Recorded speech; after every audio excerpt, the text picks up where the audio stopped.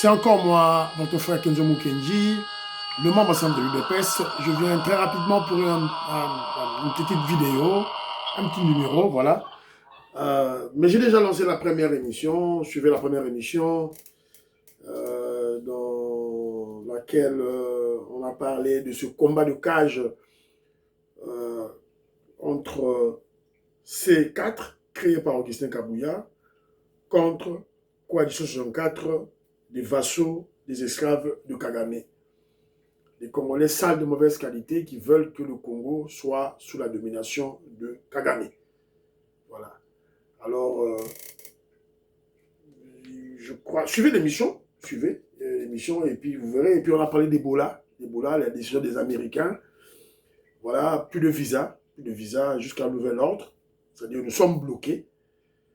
Surtout pour les supporters qui veulent aller soutenir l'équipe de football, le Léopard, aux États-Unis d'Amérique. Nous sommes bloqués, mais j'ai proposé, voilà. Et aussi,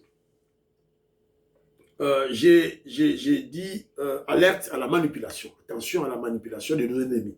Voilà la première émission. Et puis, il y a de ceux-là qui veulent, dans le cadre de la surveillance médiatique, voilà, laisser Nicolas Kazadi tranquille. Laissez le génie, le savant en finance congolais tranquille. Si le président Félix Tshisekedi va renommer Nicolas Kazadi aux finances, c'est parce qu'il a un bilan élogieux. Pas égalé jusque-là. Pas égalé. Tolobarango 1001 fois. Tolobarango, il est allé en justice, il a été blanchi. Alors, ennemi naïe, voilà, ils veulent manipuler la population. Voilà, Linga Zonga, tout et tout là. Et là, j'ai fait allusion à Kalonji. Kalonji. Voilà. Laissez Nicolas Kazadi tranquille. Vous l'avez fait trop du mal. Voilà, laissez-le tranquille. Voilà. Voilà la première émission. Au cours de la deuxième émission, je vais vous présenter un élément qui m'a énervé. Dans ce la bino ango, on a rappelé bino à Congolais, tout ça qui va Yuma. On était des Yuma, des Ngoto Bobo, ba Swapante. Mbanga kaka, nga Congolais, nga Zaïrois. Ba Rwanda pamba, ba sakani na biso na mboka na biso. Ba sakani na biso na mboka na biso. C'est ridicule. Et c'est quoi, bon, ça n'a rien à biso. Comment pouvons-nous arriver à ce point? To komi na point au comment? To komi na point au comment? De tokomorisme. Moi, j'en ai appelé le parfait Goa. Jolin Sasa, Papin Sasa, Robert Gimbi Mwanda, Robert Mukendi Atolomia, Makobolai, Maman Lorena Note, Maman Alice Nsona, Godem Bouyi, Diamond Black. To komi na point au comment, na niveau au comment. Bon, avant d'acheter la bine élément, je vais vous rappeler que le 5 juin, à Kinshasa, marche ya munene, manifestation ya munene pour soutenir le changement de la constitution. Donc, bon, ça prêtait binognon surtout. Voilà. Alors, dans la bino élément moko, après, surtout à moi, tant moussous, non, la bino élément moussous, pour vous comprendre que nous avons un président de la République qui a une vision dans le long terme de la RDC. Et c'est le président Félix Tshisekedi, et il a déjà commencé à matérialiser cette vision. Donc, Tchelabino, Bolanda yango, tu es tout là. Mais avant tout, Tobima ba Yuma, Tobima ba Bololé. On doit se regarder en face. Et dans le Lobayango. Bana Congo, Raftala Kole Mwanza, Moïska Bonga Djoubek, président de Sayo. C'est une vérité triste, mais c'est ça la réalité. Toland. Le maître et le fils. Le 30 juin 2010. La République démocratique du Congo célébrait 50 ans d'indépendance. Les chefs d'État étaient présents, même le roi des Belges était là. Mais malgré tout, la cérémonie ne commençait pas. Pourquoi? Parce qu'un homme n'était pas encore arrivé. Paul Kagame. Oui, tout un peuple attendait. Toute une république attendait. Toute une cérémonie historique était bloquée pour attendre l'arrivée du président rwandais. Ça, nous retrouvons Frédéric Codorlier. Bonsoir Frédéric, le défilé militaire a débuté avec plus de 2 heures de retard. Effectivement, plus de 2 heures de retard sur le programme officiel pour une raison toute simple, Michel, c'est que tout le monde, tous les invités, tous les chefs d'État, même le président congolais attendait une seule personne, c'était le voisin, c'était le président du Rwanda, Paul Kagame, celui que vous avez pu voir lire un livre dans le premier reportage de ce journal télévisé. Il est tout simplement arrivé en retard, son avion est atterri avec 2 heures de retard à Kinshasa, le temps qu'il rejoigne la tribune officielle, eh bien, le démarrage du défilé a donc pris beaucoup de retard, ce qui est tout à fait cocasse parce que c'était évidemment quelque chose de tout à fait impromptu et d'imprévu. Et donc toutes les délégations officielles, y compris le roi Albert et la reine Paola, se sont retrouvées dans un grand hall du Parlement congolais, dans l'attente d'un signal, dans l'attente de l'arrivée du président rwandais pour pouvoir débuter les commémorations de tout à l'heure. Quelle humiliation! Le monde entier regardait. Et l'image envoyée était terrible. Comme si rien ne pouvait commencer sans Kagame. Comme si le Congo devait attendre l'autorisation implicite de son voisin avant de célébrer sa propre indépendance. Lors de la cérémonie de prestation de serment du président Yoweri Museveni, tous les invités étaient déjà installés et la cérémonie avait déjà commencé en présence du chef de l'État lui-même. Lorsque le président du Gabon est arrivé en retard, personne n'a interrompu ni retardé le déroulement de la cérémonie pour l'attendre. Les protocoles ont été respectés et l'événement s'est poursuivi normalement. Mais Joseph Kabila lui a dû retarder de 2 heures une cérémonie officielle pour attendre son maître. Simple retard diplomatique? Ou démonstration silencieuse d'un rapport de force? Et puis, des années plus tard, lors d'une émission sur Al Jazeera, Paul Kagame fait des déclarations qui alimentent encore davantage les interrogations. Laissez-moi vous corriger.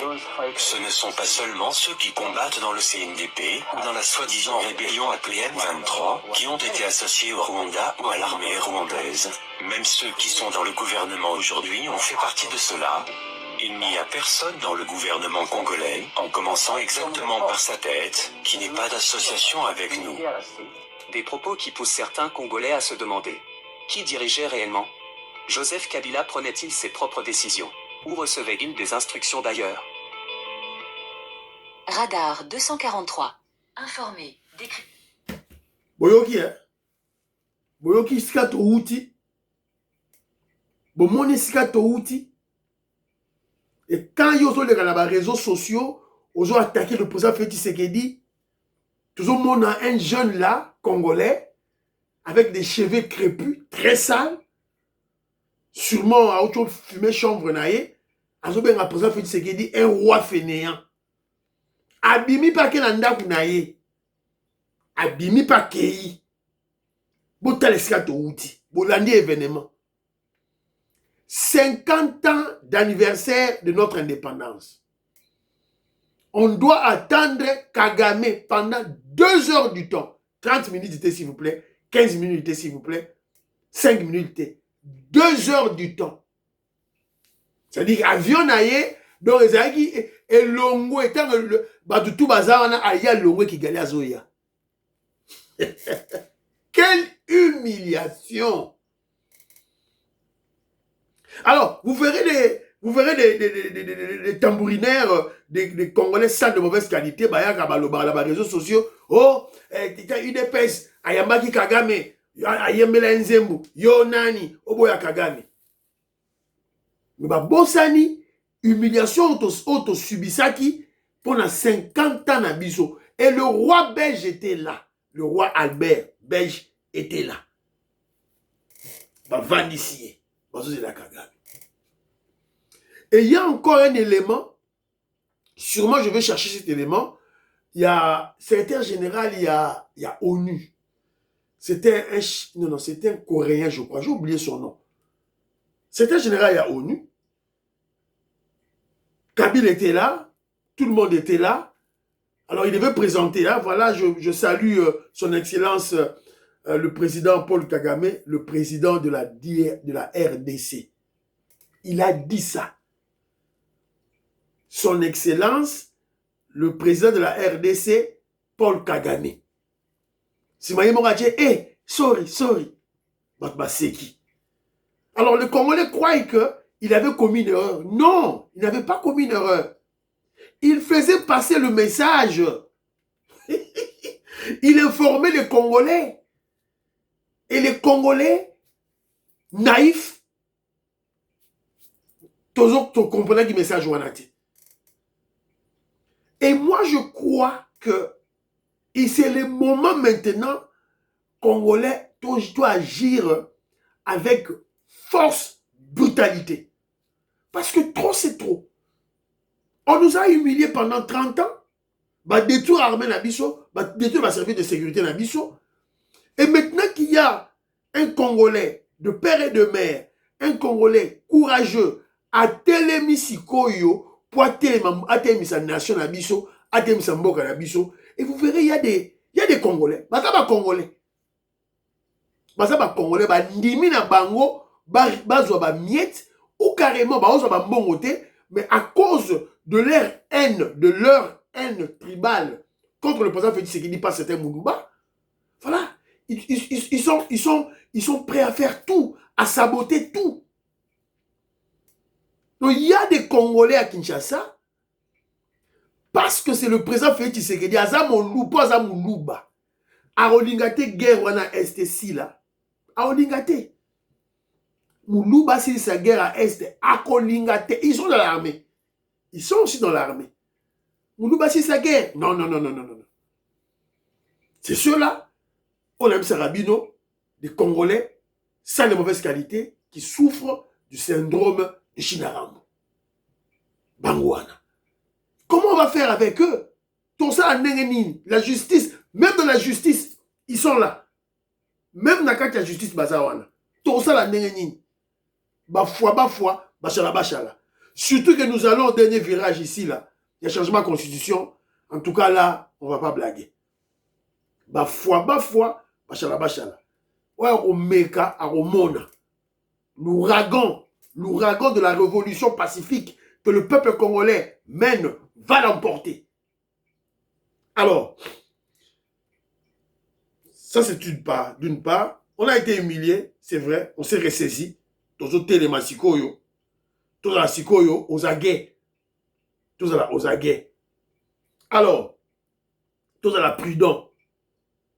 Ayant un esprit de l'observation aiguë. Ongaï général Kabi, Nangina Sala, manœuvre militaire. Voilà, peuple quinois à la calme, attends, Yogi Massassi, tout là. Chef de l'État Zate. Le général Kabi doit être arrêté. Faut pas kangailler. Alors maintenant, je vais vous présenter un élément. C'est juste pour vous démontrer que le président Félix Tshisekedi est un visionnaire. Nous avons un chef de l'État très compétent qui a une vision. Vision. Et leadership dans le Congo. Tolan. Dans la première partie de cette série, je vous ai montré comment la RDC est en train de construire son premier port en eau profonde. Un projet rêvé depuis 1971, financé à plus d'1 milliard de dollars, capable de diviser le coût du fret par 2. Si vous n'avez pas vu cette vidéo, allez la regarder d'abord, parce que ce que je vais vous montrer aujourd'hui ne fait sens que si vous comprenez l'ampleur de ce qui se construit à Banana. Mais voilà ce que personne ne vous dit. Un port, même le plus moderne d'Afrique, même avec 18 mètres de tirant d'eau et 450 000 conteneurs de capacité, ne sert strictement à rien s'il est seul. Un port sans corridor, c'est un cœur sans artère. Le sang arrive, mais il ne circule pas. Les marchandises accostent, mais elles ne bougent pas. Et le pays reste paralysé.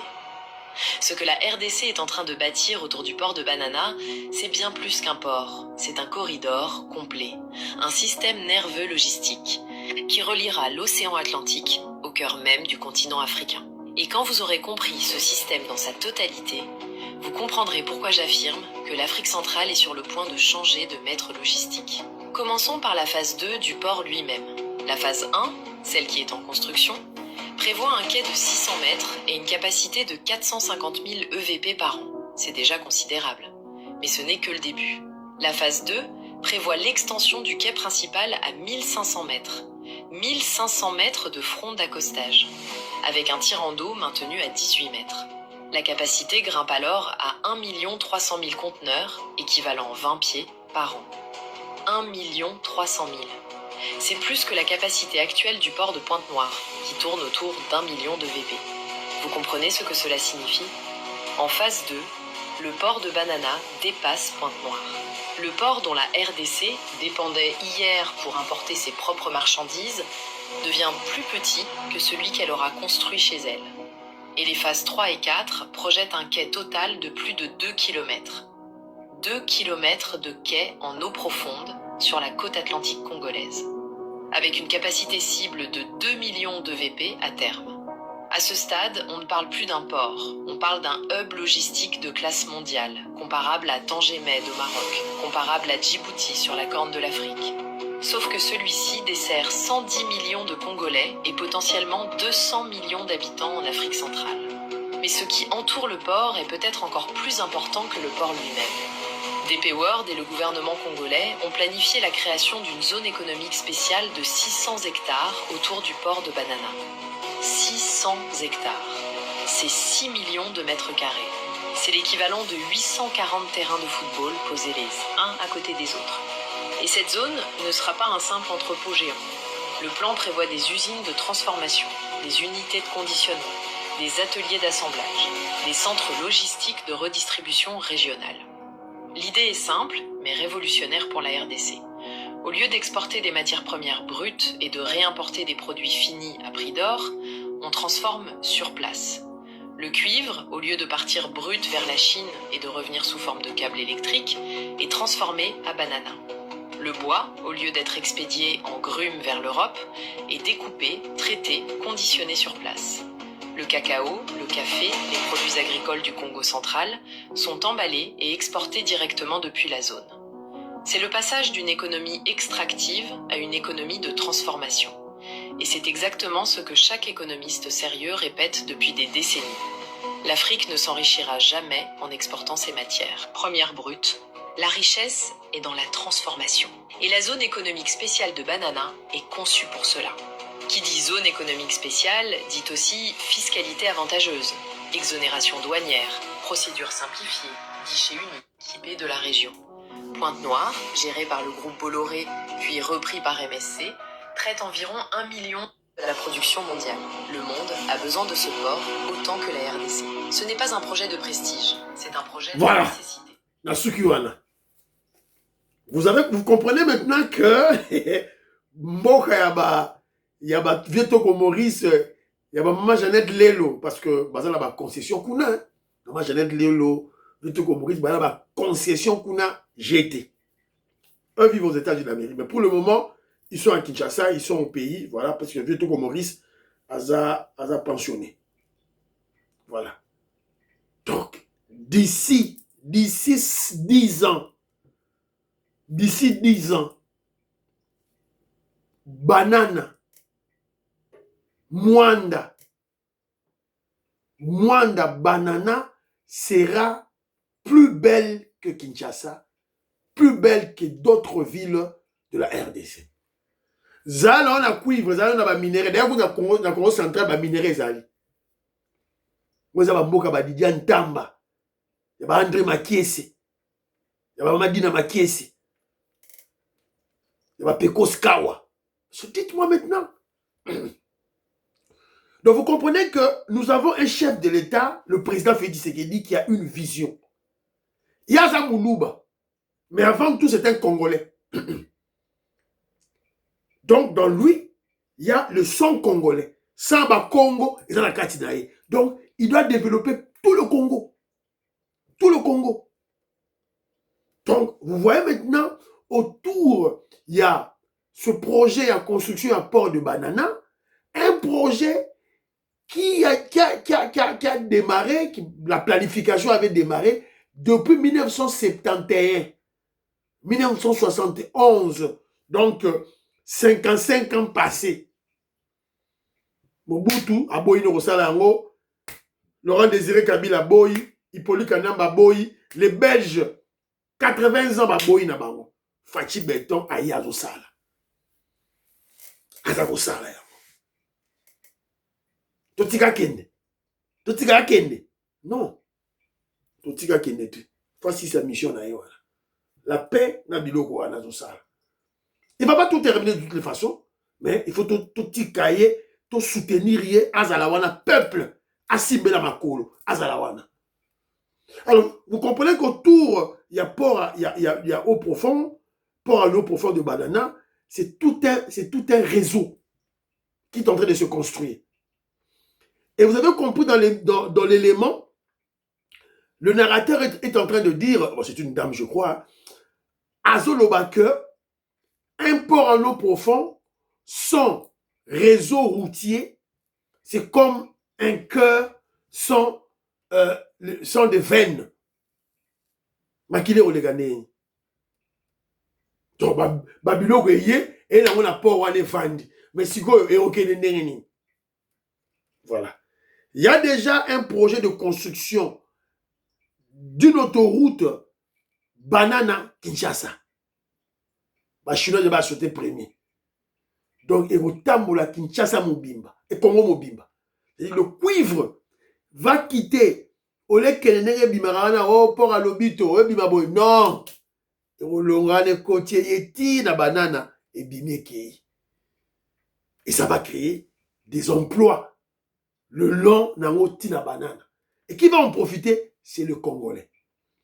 Alors, c'est de cette manière qu'on va créer une véritable nation. Donc, en fait, en réalité, le président Félix Tshisekedi est en train de créer une véritable nation congolaise, un véritable peuple. Donc, il est en train de créer une seule tribu à travers économie, à travers transport, à travers réseau routier, tout et tout là. Donc, le président Félix Tshisekedi est en train de créer une seule tribu, la tribu RDC. Prions pour le chef Bandeko Langaï. Vous partagez l'émission. Bye bye. À la prochaine.